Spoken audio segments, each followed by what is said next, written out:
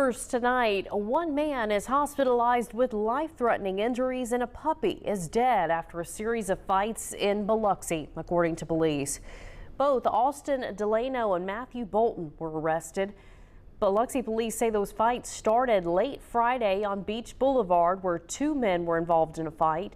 And during that first fight, police say Matthew Bolton had an unnamed victim pinned and was punching him before throwing him into the wall.